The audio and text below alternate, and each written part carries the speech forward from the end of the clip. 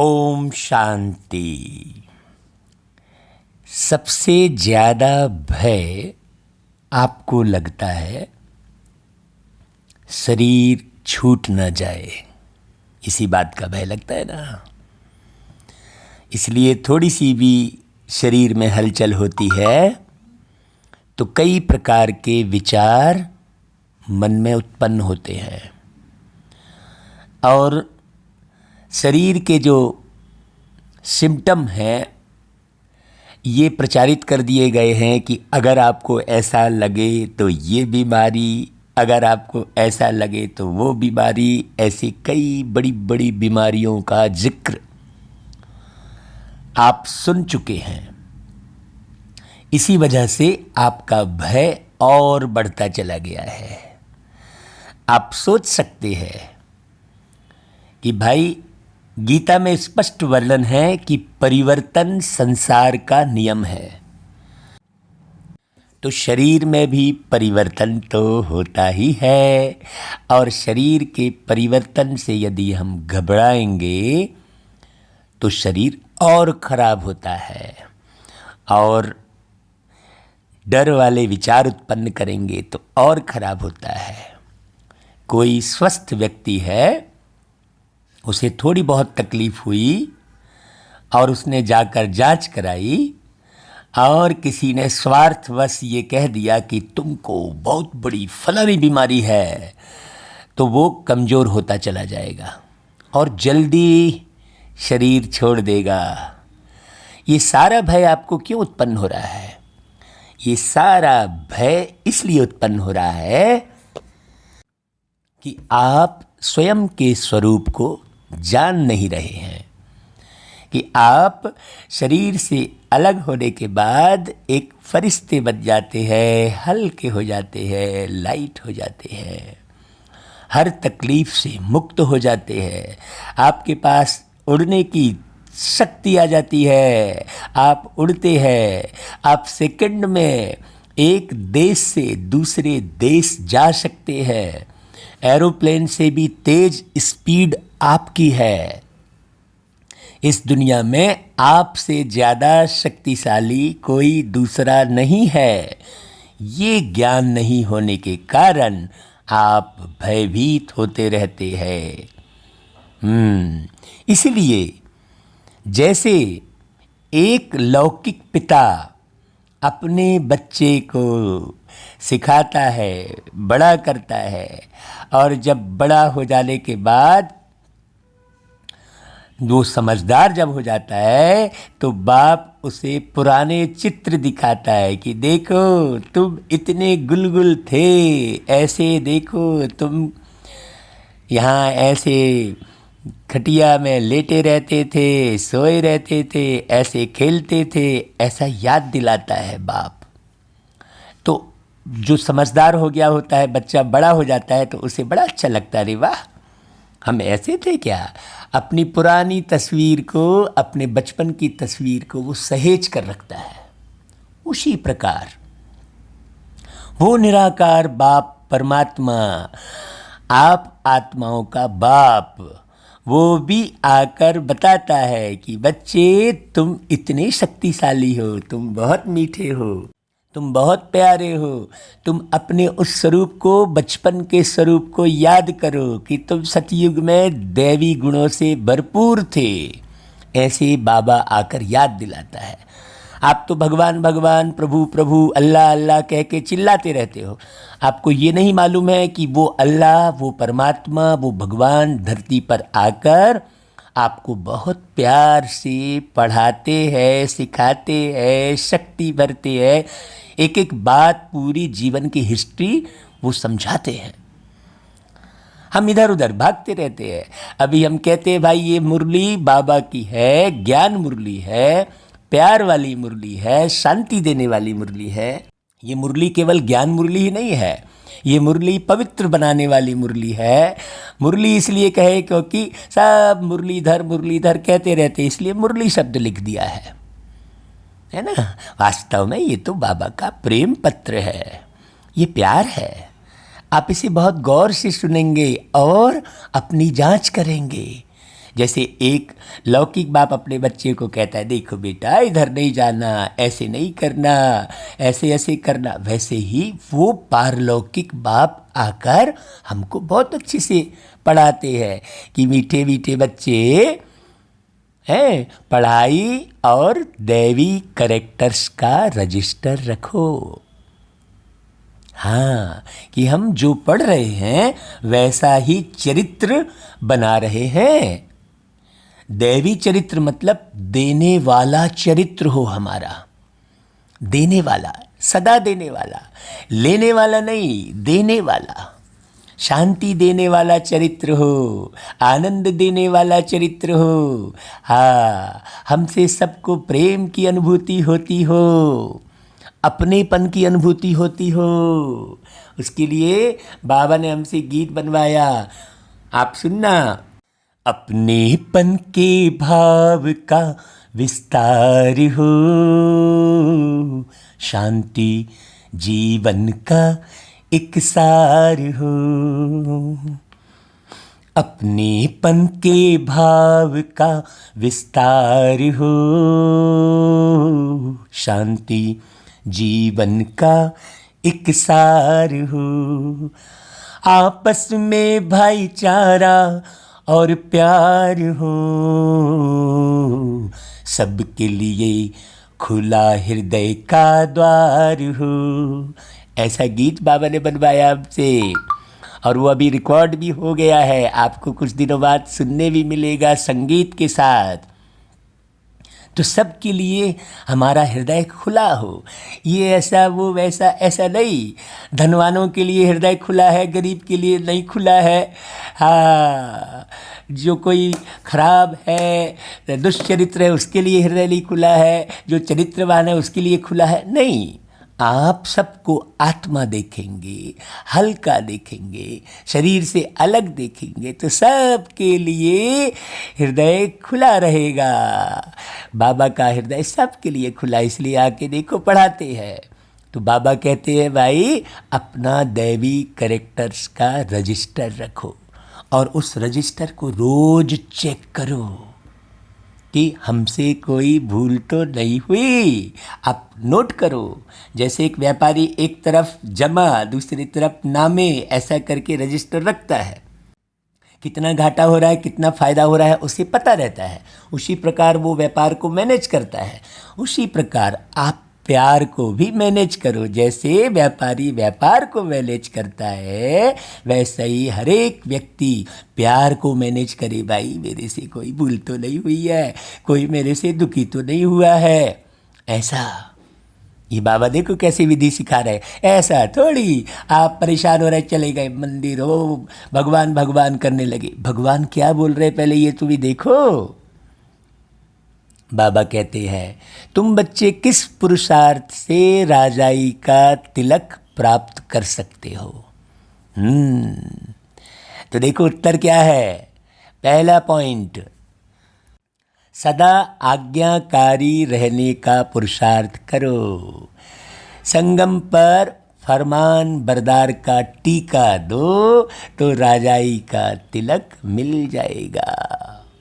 बेवफादार अर्थात आज्ञा को ना मानने वाले राजाई का तिलक नहीं प्राप्त कर सकते। अब यहाँ पर कितनी गहरी बात है।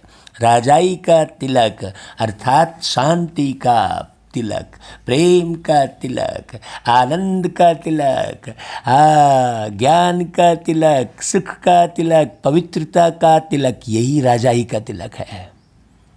आज्ञाकारी रहेंगे, जो बाबा ने कहा, जैसे आज बाबा ने कहा मीठे बच्चे पढ़ाई और दैवी कैरेक्टर्स का रजिस्टर रखो, तो बिल्कुल अगर अभी तक नहीं रखा है तो आज से रखना शुरू कर दो। एक डायरी बनाओ, उसमें लिखो रोज की तारीख के हिसाब से। ऐसा थोड़ी सुन लिया मुरली हो गया फिर दूसरे को सुना दिया, ऐसा नहीं। जो सुना उसे करना है। दूसरा पॉइंट, कोई भी बीमारी सर्जन से छिपाओ नहीं, छिपाएंगे तो पद कम हो जाएगा। बाप जैसा प्यार का सागर बनो तो राजाई का तिलक मिल जाएगा। फिर सतयुग की राजाई का भी तिलक मिल जाएगा। मतलब सुख शांति से भरपूर रहेंगे भाई, आप समृद्ध रहेंगे। इसलिए अगर कोई भूल हो रही है तो जो निमित्त टीचर बहन है या हमारे घर में कोई हमसे बड़ा है, जो समझदार है, जिसके द्वारा आप पढ़ाई पढ़ रहे हो, उसको सुना दो कि भाई मेरे से ऐसी ऐसी भूल हो गई है, तो वो तुम्हें समझाएगा कि आगे तुमको ऐसा नहीं करना है, ऐसा करना है ना भाई। इसलिए छुपाओगे तो छिपा के रखे रहोगे भाई। अच्छा भाई, ओम शांति। रूहानी बाप रूहानी बच्चों को समझा रहे हैं, पढ़ाई माना समझ। सबसे बड़ी शक्ति कौन सी है भाई? समझ की शक्ति है। समझ की शक्ति आने पर ही आपके पास सारी शक्तियाँ आएंगी। इसलिए एक एक बात को बहुत अच्छे से समझो। इतना बड़ा ज्ञान का सागर बाबा आदि मध्य अंत का ज्ञान सुनाने धरती पर आया और हम नहीं समझे तो कितनी बड़ी भूल है। तो बाबा कहते कि तुम बच्चे समझते हो यह पढ़ाई बहुत सहज और बहुत ऊंची और बहुत ऊंच पद देने वाली है। यह सिर्फ तुम बच्चे ही जानते हो कि यह पढ़ाई हम विश्व का मालिक बनने के लिए पढ़ रहे हैं। क्यों भाई, क्या लक्ष्य है? विश्व का मालिक बनने के लिए पढ़ रहे हैं ना। जब ऐसा ख्याल रहेगा तो फिर लगन होगी पढ़ने की। तो पढ़ने वाले को बहुत खुशी होनी चाहिए। भाई कितनी ऊंची पढ़ाई है, या वही गीता का एपिसोड भी है, संगम युग भी है। तुम बच्चे अब जगे हो, बाकी सब सोए पड़े हैं। देखो भाई, है ना, गायन भी है कि माया की नींद में सोए पड़े हैं। तुमको बाबा ने आकर जगाया है। सिर्फ एक बात पर समझाते हैं मीठे बच्चे, याद की यात्रा के बल से तुम सारे विश्व पर राज्य करो, जैसे कल्प पहले किया था। यह स्मृति बाप दिलाते हैं। बच्चे भी समझते हैं, हमें स्मृति आई, कल्प कल्प हम इस योग बल से विश्व का मालिक बनते हैं और फिर दैवी गुण भी धारण करते हैं।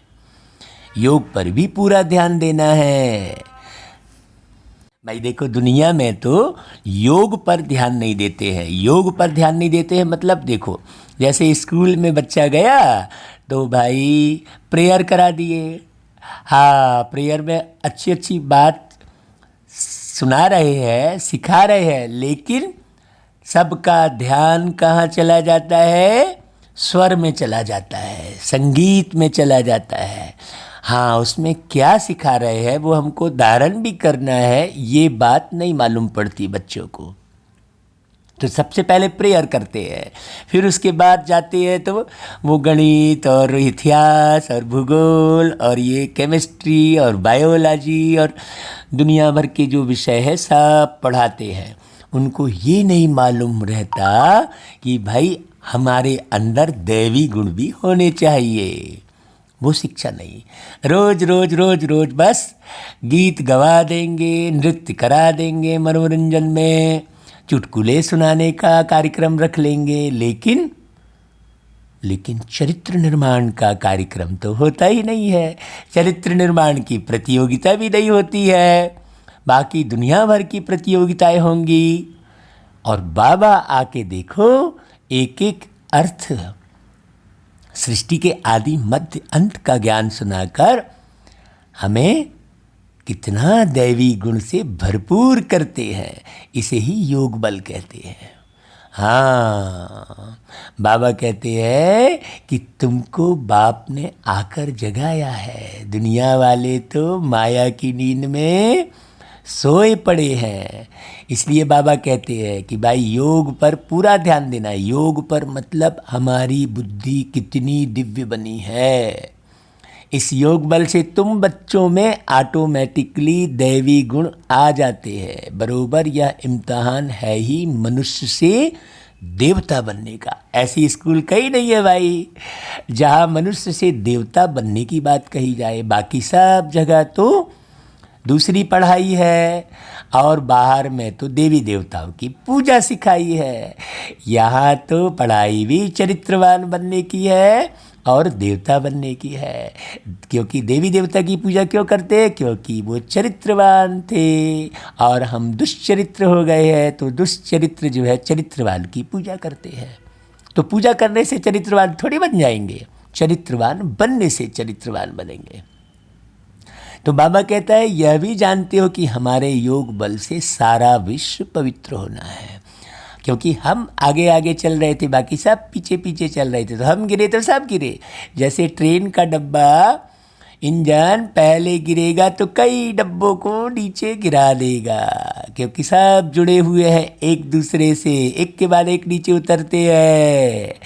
हाँ, तो बाबा कहते हैं कि पवित्र था पहले ये भारत, अब अपवित्र बना है। सारे चक्र के राज को तुम बच्चों ने समझा है और दिल में भी है। भल कोई नया हो तो भी यह बातें बहुत सहज है समझने की। अब इसमें नहीं समझने वाली कोई बात ही नहीं है। जब आप अल्फा बीटा गामा और ना जाने क्या क्या समझ गए हो, चंद्रमा पे जाने की विधि समझ गए हो, तो इतनी सहज बात नहीं समझेंगे, ऐसा नहीं हो सकता। लेकिन इसमें बुद्धि को थोड़ा एकाग्र करना होता है भाई। बाबा कहते हैं बच्चे तुम देवता पूज्य थे, फिर पुजारी तमो प्रधान बने, और कोई ऐसे बतला भी ना सके। सब तो अपने अपने एक जीवन की कहानी में हिरे हुए हैं भाई। बाप क्लियर करके बताते हैं, वह है भक्ति मार्ग और यह है ज्ञान मार्ग। भक्ति पास्ट हो गई, पास्ट की बात को चितवो नहीं। हाँ, कोई काम की नहीं है पास्ट की बातें, है ना भाई, वो तो गिरने की बात है। परिवर्तन संसार का नियम है। कहते आज आपके हाथ में जो मोबाइल है वो कल खराब होगा ही, सीधी सी बात है। तो आप इतने मत उससे चिपको कि खराब हो जाए, गुम जाए, टूट जाए तो आप दुखी हो जाओ। नहीं, यूज करो लेकिन उससे चिपको नहीं, क्योंकि परिवर्तन संसार का नियम है। बाप अब चढ़ने की बातें सुना रहे हैं। बच्चे भी जानते हैं हमको दैवी गुण धारण करने हैं जरूर। रोज चार्ट लिखना चाहिए भाई। क्या लिखना चाहिए? हम कितना समय बाबा को याद करते हैं और याद में रहते हैं, हमारे से क्या क्या भूलें हुई। भूल की भारी चोट भी लगती है। उस पढ़ाई में भी कैरेक्टर्स देखे जाते हैं, इसमें भी कैरेक्टर देखा जाता है। बाप तो तुम्हारे कल्याण के लिए ही कहते हैं, उसमें भी रजिस्टर रखते हैं पढ़ाई का और कैरेक्टर का। यहाँ भी बच्चों का दैवी कैरेक्टर बनाना है। भूल ना हो यह संभाल करनी है, मेरे से कोई भूल तो नहीं हुई, ऐसा।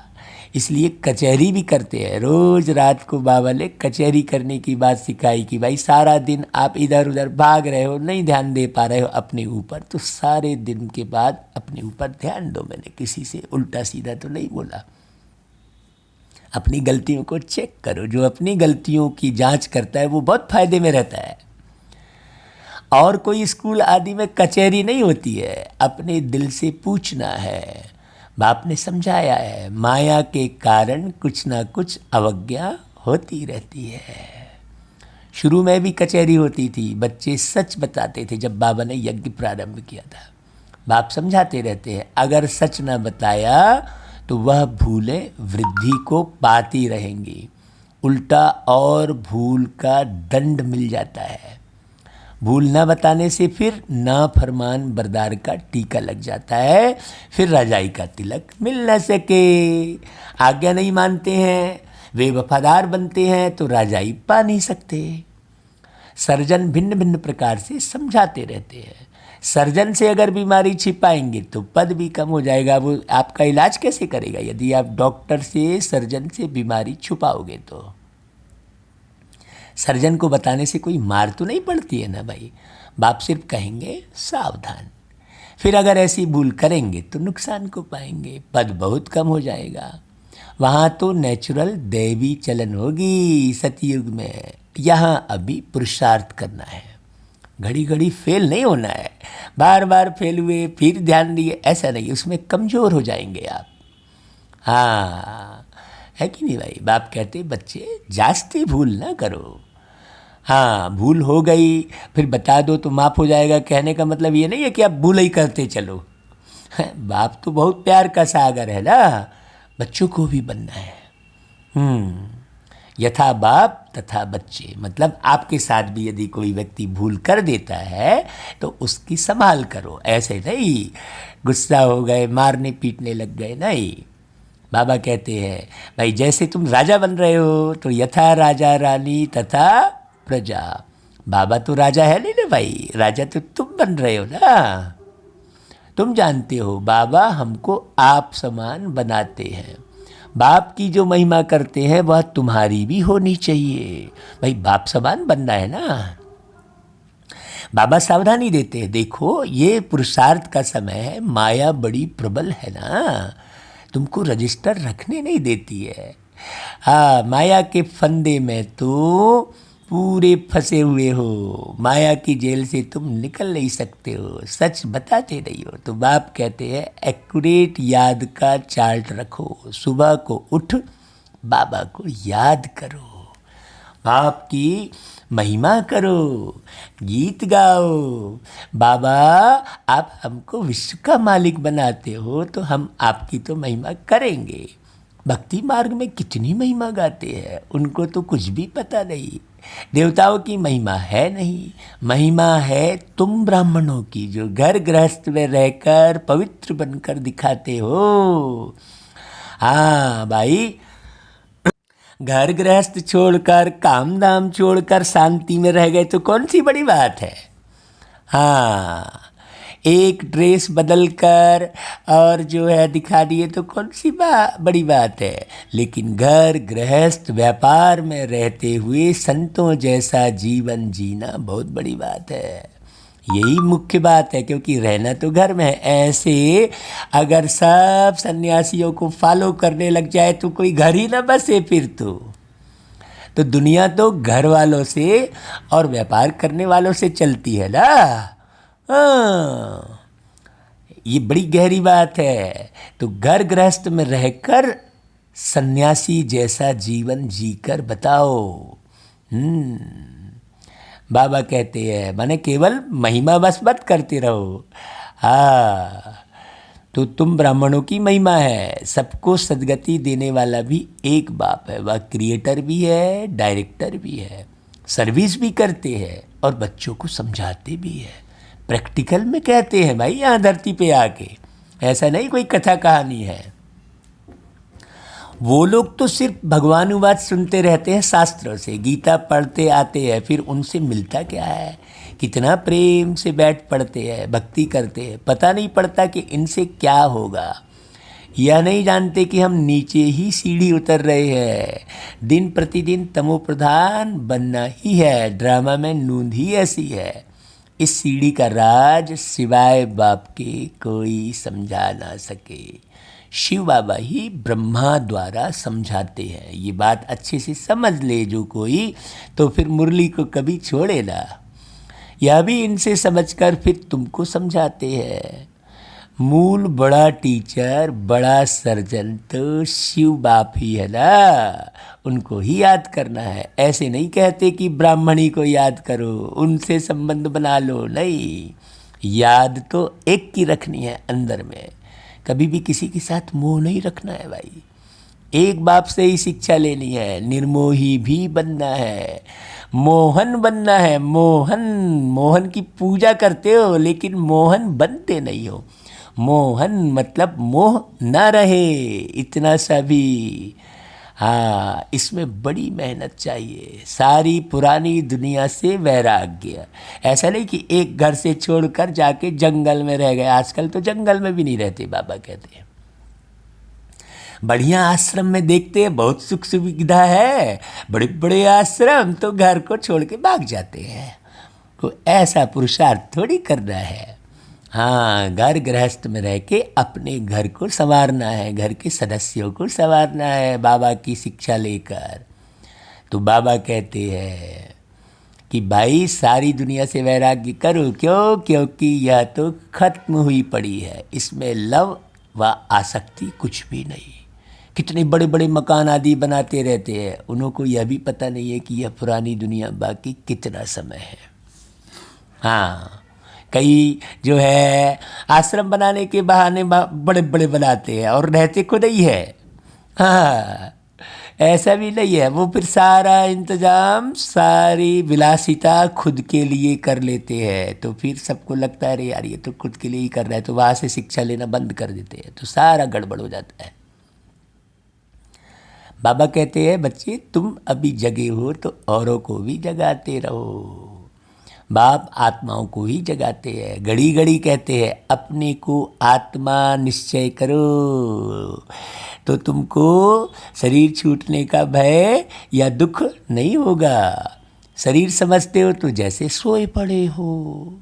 अपने को आत्मा समझो और बाप को भी याद करो। आत्मा पतित है तो शरीर भी पतित मिलता है। इसलिए अब इस शरीर में बैठकर स्वयं को पावन बनाने का पुरुषार्थ करो। इसलिए बाबा कहता है रजिस्टर रखो। ऊपर बाबा ने शुरुआत में यही बोला, पूरी मुरली उसी पर कनेक्टेड है। देखो, आत्मा पावन तो शरीर भी पावन मिलता है। मतलब फिर ये शरीर खटर पटर नहीं करेगा। अभी तो यहाँ से आवाज़ कर रहा है तो वहाँ से आवाज़ कर रहा है, तो हड्डियाँ घिस गई तो ऐसा हो गया। हाँ, बड़ी गहरी समझने की बात है।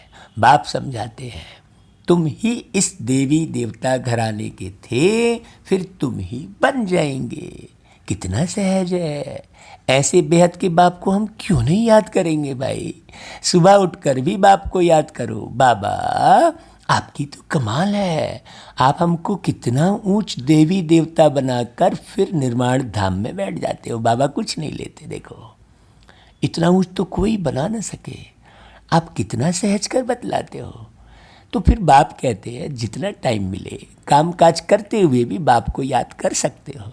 अरे भाई आप जब बाबा की मुरली लगातार सुनेंगे ना तो गारंटी लेता हूँ कि आपकी बातें बाबा से होती रहेंगी और इतना स्पष्ट डायरेक्शन मिलेगा आपको जीवन में कि आपको कुछ नहीं करना पड़ेगा। बाबा कहेगा बच्चे इधर मत जाना, बच्चे ये नहीं करना, बच्चे उससे नहीं मिलना, सब बताते हैं बाबा। सबके भाव पता लगवा देते हैं। इतने प्यारे बाबा है, आप करके तो देखो, सुन के तो देखो। 1 साल आप लगातार मुरली सुनो। ऐसा नहीं कि आज की तारीख की सुनना है, आप पिछली तारीख की भी खूब अच्छे से सुनो।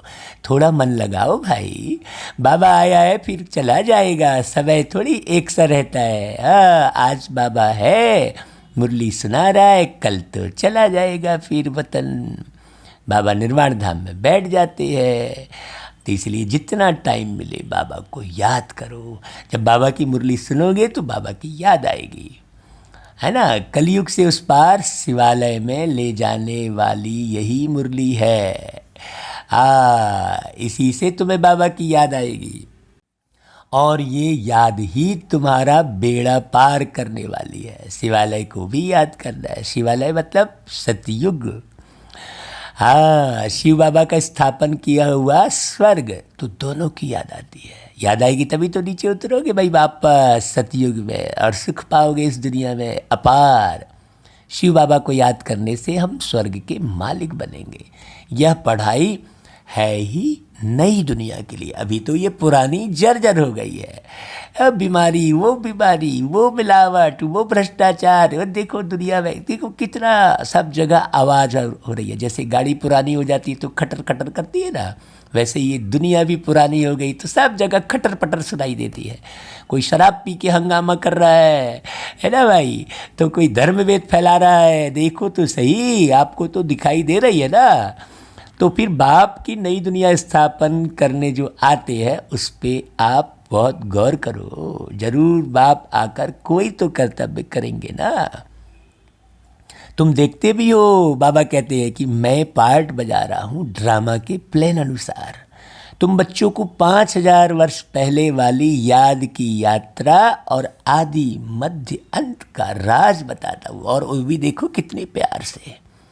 सोचो, तुम जानते हो हर 5000 वर्ष के बाद बाबा हमारे सम्मुख आता है। आत्मा ही बोलती है ना भाई, शरीर तो नहीं बोलेगा ना। शरीर के माध्यम से आत्मा बोलती है। ये जो मेरे होठ हिल रहे हैं, मैं आत्मा बैठकर इस होठ को हिलाकर आवाज़ आपसे आवाज़ के साथ बात कर रहा हूँ, है ना भाई।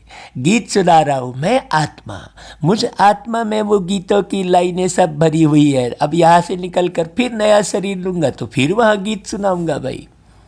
तो ये तो आत्मा अविनाशी है, तो उसके अंदर भर लो अच्छा अच्छा ज्ञान। ये सब फालतू के दृश्य देखना बंद करो। दुनिया के समाचार कोई काम के नहीं है भाई। इसलिए बाबा की मुरली को भरते जाओ। ये समय है भरतू बनने का। 5000 साल फिर ये मौका नहीं मिलेगा। तो बाबा कहते हैं आत्मा को ही प्योर बनाना है। आत्मा को एक बार ही प्योर होना होता है, बाकी तो फिर नीचे ही गिरेगी आत्मा। बाबा कहते हैं मैंने अनेक बार तुमको पढ़ाया और फिर भी पढ़ाऊंगा, लेकिन ये ड्यूरेशन तो बहुत लंबी है भैया, इसलिए अभी समय न गंवाना। ऐसा समय फिर नहीं मिलेगा। ऐसे कोई सन्यासी तो कह ना सके। बाप ही कहते हैं बच्चे, मैं ड्रामा के प्लान अनुसार पढ़ाने आया हूँ, फिर 5000 वर्ष के बाद ऐसे ही आकर पढ़ाऊँगा जैसे कल पहले तुमको पढ़ाकर राजा स्थापन की थी। अनेक बार तुमको पढ़ाकर राजा स्थापन की है। यह कितनी वंडरफुल बातें बाप समझाते हैं। श्रीमत देखो कितनी श्रेष्ठ है। पवित्र बनो, विषय विकार छोड़ो, है ना भाई। श्रीमत से ही हम विश्व के मालिक बनते हैं। बहुत बहुत बड़ा मर्तबा है। कोई को बड़ी लॉटरी मिलती है तो माथा खराब हो जाता है, कोई चलते चलते होपलेस हो जाते हैं, अरे भाई हम पढ़ नहीं सकते, हम विश्व की बादशाही कैसे लेंगे। ऐसा मत सोचो। बाबा हर एक बच्चे के लिए एक ही भावना रखते हैं। तुम बच्चों को तो बहुत खुशी होनी चाहिए। बाबा कहते हैं अतीन्द्रिय सुख और खुशी की बातें मेरे बच्चों से पूछो। बाबा कैसे गर्व से कह रहे हैं। हमको तो बड़ा ये मुरली पढ़ के लग रहा है वाह बाबा आप मुझे याद कर रहे हो। हाँ, तुम जाते हो सबको खुशी की बातें सुनाने।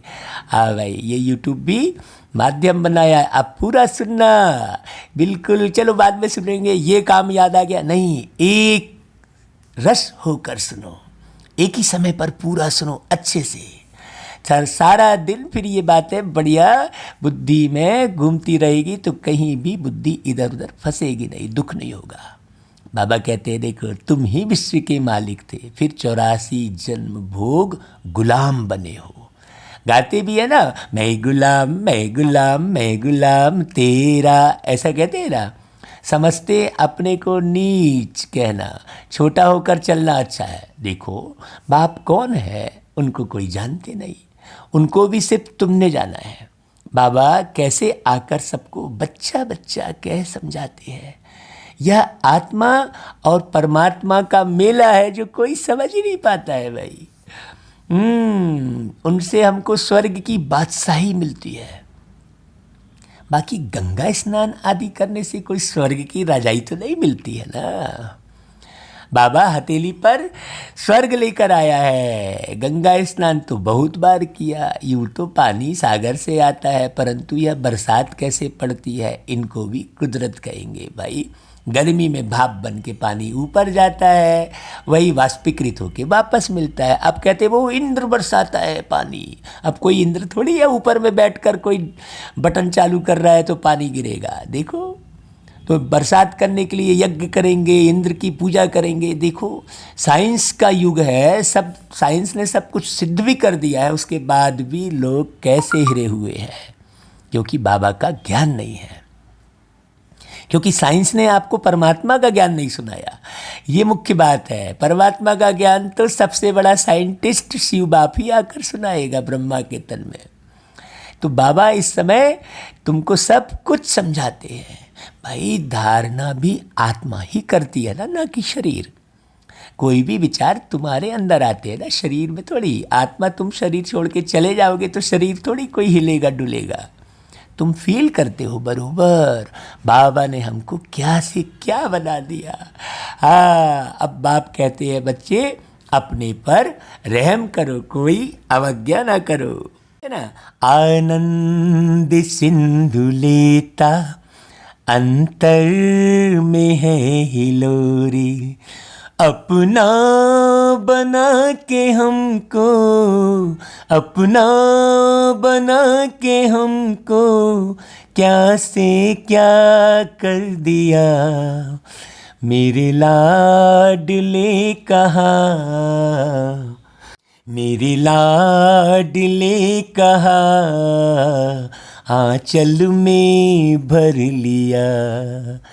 जाने क्या देखा मुझ में, जाने क्या देखा मुझ में, मुझे प्यार कर लिया, मेरे लाडले कहा, मेरे लाडले कहा, आंचल में भर लिया। जाने क्या देखा मुझ में। देखो बाबा की याद में ऐसा गीत गाए थे भाई, रिकॉर्ड किए थे, ऐसा बाबा देखो फिर नहीं मिलेगा। बाबा कहता है बच्चे अपने पर रहम करो, कोई अवज्ञा ना करो, देह अभिमानी मत बनो, मुफ्त अपना पद कम कर देंगे, जागो जल्दी। भाई टीचर तो समझाएंगे ना, बाप तो टीचर बन के आया है तो समझा रहा है। तुम जानते हो बाप बेहद का टीचर है।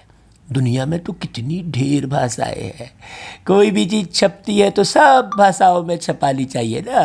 कोई लिटरेचर छपाते हो तो सबको एक एक कापी भेज दो, एक एक कापी लाइब्रेरी में भेज देनी चाहिए, खर्चे की बात नहीं है। बाबा का भंडारा बहुत भर जाएगा, पैसा अपने पास रख कर क्या करोगे भाई। हाँ, इसीलिए अभी हम गीत रिकॉर्डिंग में सारा लगा रहे कि भैया बाबा ने हमको गीत बनाने की कला, गाने की कला बाबा ने दी हमको, तो वो लगा रहे हैं भाई। भाई पैसा यहाँ रख के क्या करेंगे, घर तो नहीं ले जाएंगे ना, ऊपर परम धाम तो पैसे को लेकर नहीं जाएंगे ना। अगर कुछ घर ले जाए तो परमात्मा के यज्ञ की चोरी हो जाए। तौबा तौबा, ऐसी बुद्धि सल किसकी ना हो। हाँ, कोई यज्ञ में आकर फिर चोरी करके फिर घर ले जाए, अरे उसको ये समझ में नहीं आ रहा है कि वो यहाँ भी नहीं रहेगा। एक चोर को यदि समझ में आ जाए कि अरे उसने किसी घर से चोरी की और अपने घर में ले गया, वो घर भी उसी का ही है लेकिन उसे मालूम नहीं है, उसके भाई का ही है। एक डॉक्टर है वो किडनी चुरा ले रहा है, अरे उसको ये मालूम नहीं है कि उसी का भाई है, वो उसी के भाई की वो किडनी चोरी कर रहा है, पता नहीं है, ज्ञान नहीं है। हाँ, यहाँ तो बाबा ने यज्ञ की चोरी की बात कही, लेकिन बारीक बात क्या है, ये सारा संसार ही यज्ञ है। हाँ, तो बाबा कहते हैं उन जैसा महान पाप आत्मा कोई हो ना सके। कितनी अधम गति हो जाती है। बाप कहते हैं यह सब ड्रामा में पार्ट है, चलो इसको भी भूल जाओ, बस पुरुषार्थ करो। तुम राजाई करेंगे, वह तुम्हारे सर्वेंट बनेंगे जो इस तरीके से करते हैं। भाई सर्वेंट बिगड़ राजाई कैसे चलेगी। चलो ये भी ठीक है, बाबा कहता है कल पहले भी ऐसे ही स्थापना हुई थी इसलिए कहीं पर मूंझना रुकना नहीं है। हाँ, कहीं पर क्रोध नहीं करना है। अब बाप कहते हैं बच्चे अपना कल्याण करना चाहते हो तो श्रीमत पर चलो, दैवी गुण धारण करो। क्रोध करना दैवी गुण नहीं है, वह आश्री गुण हो जाता है। कोई क्रोध करे तो चुप कर देना चाहिए, रिस्पॉन्स नहीं करना चाहिए। हर एक की चलन से समझ सकते हैं, अवगुण तो सब में है ना भाई। चलो आज कोई गलती कर रहा है, क्या तुमने गलती नहीं की क्या। अगर कोई थोड़ी सी गलती करता है उसके ऊपर हावी हो जाते। पहले ये सोचो कि भाई मैंने भी तो कभी ऐसी गलती की होगी ना। जब कोई क्रोध करते हैं तो उनकी शक्ल तांबे जैसी हो जाती है, मुख से बाम चलाते हैं, अपना ही नुकसान कर देते हैं। हाँ, पद भ्रष्ट हो जाएगा। क्रोध करने वाला व्यक्ति कोई शांति थोड़ी पा सकता है, सुख थोड़ी पा सकता है। समझ होनी चाहिए। बाप कहते हैं जो पाप कर्म करते हो वह लिख दो, बाबा को बताने से माफ़ हो जाएगा भाई, बोझ हल्का हो जाएगा। जन्म जन्मांतर से तुम विकार में जाने लगे हो, इस समय तुम कोई पाप कर्म करेंगे तो 100 गुना हो जाएगा। ये बात समझना अच्छे से। हाँ, सतयुग तो गया फिर तुम्हारे हाथ से, त्रेता युग गया, द्वापर युग गया, फिर इसी दुख भरी दुनिया में आना पड़ेगा। मोक्ष तो है ही नहीं, ये सृष्टि का चक्र है। लोग सोचते चलो आज आके शांति में रहेंगे। अगर मोक्ष होता तो इतनी जनसंख्या आपको दिखाई देती क्या? सोचने की बात है। जीने की इच्छा हर एक को है, चाहे वो साधु हो सन्यासी हो। कौन है जो जीने की इच्छा नहीं रखता? तो फिर मोक्ष है ही नहीं। जीवन की इच्छा तो हर एक के अंदर है, हर एक के अंदर है, चाहे वो साधु बन गया है चाहे सन्यासी बन गया है, लेकिन जीने की इच्छा तो हर एक के अंदर है भाई। तो फिर ये मत समझना। अभी बाबा जो सतयुग का निर्माण कर रहे हैं उसके लिए पुरुषार्थ करो, क्योंकि जीवन बेस्ट होना चाहिए ना भाई। बाबा कहता है राजा महाराजाओं की तरह जीवन होना चाहिए। राजा महाराजा मतलब चरित्रवान। हाँ, चरित्रवान को ही धनवान कहेंगे। बड़ी गहरी बात समझने की है। तो बाबा कहते हैं किया और बताया नहीं तो और ही वृद्धि हो जाएगी। अगर कुछ गड़बड़ किया तो बाप तो समझाएंगे कि अपने को नुकसान नहीं पहुंचाओ, इसमें किसी की और कोई नुकसान नहीं होती है। बाप बच्चों की बुद्धि सालिम बनाने आए हैं, मतलब अच्छी बनाने आए हैं।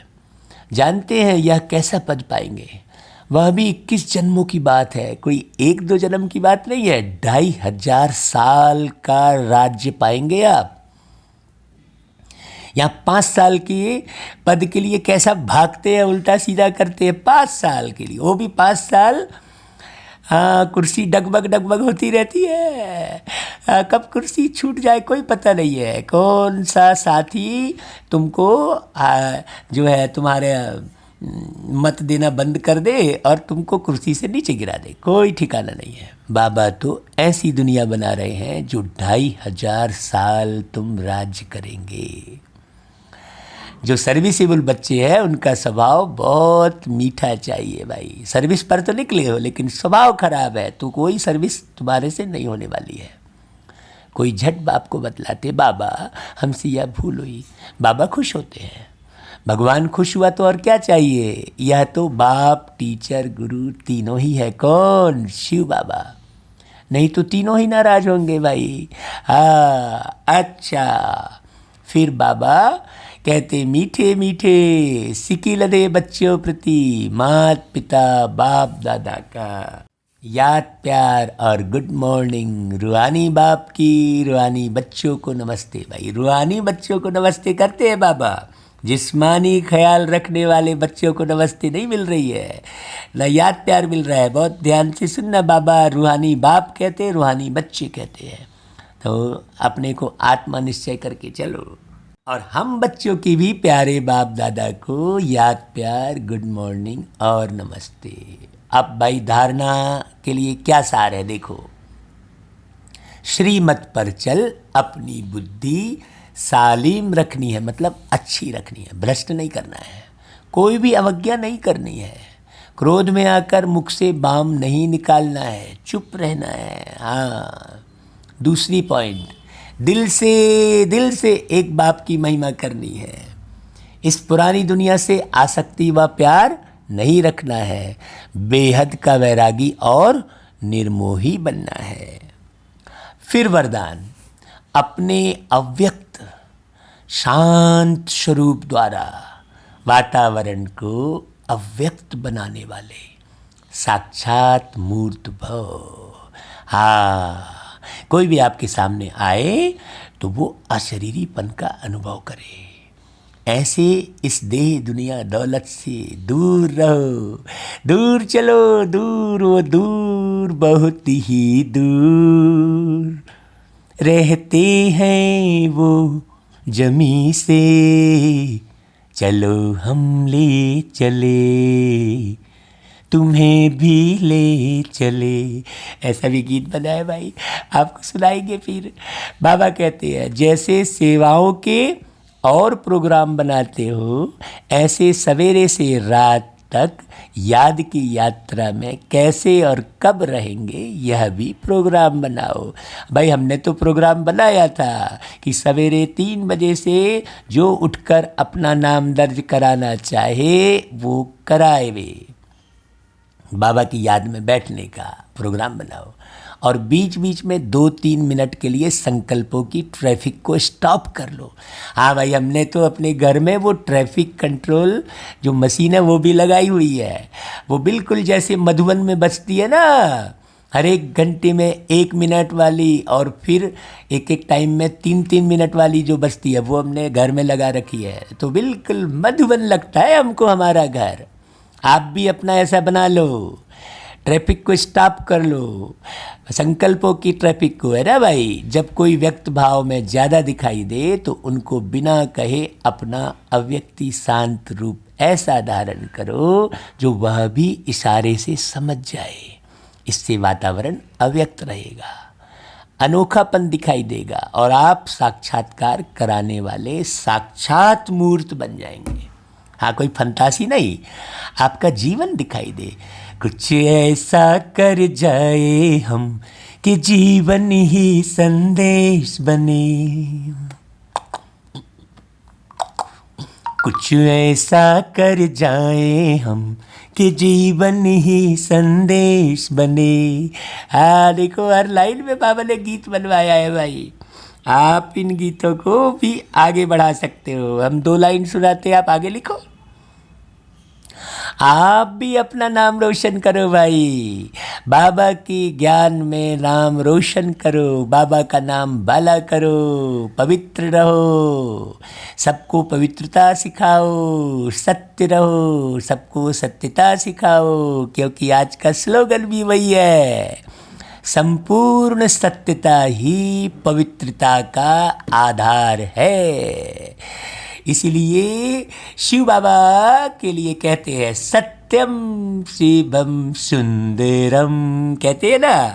हाँ शिव के आगे सत्यम शब्द लगाया तो सत्य, कहते हैं सच तो बिठो नच, ऐसा कहते हैं भाई। जो सच्चा होगा वो खुशी में नाचता रहेगा, जो झूठा होगा वो चुप्पी चुप्पी किसी से ना मिल पाएगा, ना बोल पाएगा, ना हंस पाएगा, क्योंकि वो झूठ बोला हुआ रहता है। झूठे कर्म करने वाला कभी चैन से नहीं रह पाता, चाहे वो झूठ करके करोड़ों अरबों रुपया जमा कर ले, बेईमानी करके चाहे कितना भी धन कमा ले, लेकिन वो चैन से सुख से नहीं रह पाता। ऐसा धन किस काम का जो चैन सुख सब छीन ले। बाबा ऐसा धन दे रहे हैं जो 21 जन्म चैन सुख से रहेंगे, 2500 साल राजा बने रहेंगे, महाराजा बने रहेंगे। हमको तो बहुत खुशी है भाई। अच्छा भाई, सभी बाबा के सुनने वाले जो मुरली सुनने वाले बच्चे हैं सब सतयुग के राजपाट में आए, राजमहल में रहें, हीरे जवाहरात के महल में रहें, बढ़िया 1 सेकंड में कहीं से कहीं पहुंचाने वाली एरोप्लेन में घूमे। हर एक घर के सामने में एरोप्लेन होगी भाई। ऐसी दुनिया आ रही है, बन रही है वो दुनिया। प्यारा बाबा ऐसी दुनिया बना रहा है। खुशी में रहो, नाचो गाओ, खुशियाँ मनाओ। हाँ जब हम बाबा से पहली बार मिलने गए थे इस शरीर में, हाँ इस शरीर के पहले जब हम दूसरे शरीर में थे तब भी हम बाबा के पास थे भाई। ये सच्चाई है, हमको ये अनुभव हुआ है। तो जब हम इस शरीर में आए, पहली बार बाबा से मिलने गए, माउंट आबू डायमंड हॉल में जाकर मिले, तो पहली बार में ही बाबा ने हमको मंच पर बुलाकर गीत गवाया। वो गीत था हमारे परम प्रिय सतीश भाई जो गीत लिखते हैं, वो सतीश भाई ने ये गीत लिखा। हाँ सतीश भाई पांडव भवन में रहते हैं, बड़े अव्यक्त स्थिति बनाते हैं, बहुत अच्छे अच्छे गीत लिखते हैं। सतीश भाई ने हमको बहुत सारे गीत दिए। तो वो गीत भी सतीश भाई ने लिखा था और बाबा ने उस गीत को गवाने का अवसर पहली बार में ही मुझे दिया था। जब हम पहली बार बाबा से मिलने गए थे और गीत गाने मंच पर हमको पहुंचा दिया बाबा ने, तो सभी भाई बहन जो यहाँ से गए थे वो बोले भैया आपके भाग्य पर तो हमको ईर्ष्या हो रही है। हम लगा ईर्ष्या क्यों करोगे भाई, तुम भी अपना भाग्य बनाओ। हाँ, तो वो गीत 2 लाइन हम आपको सुनाते हैं। खुशियाँ मनाओ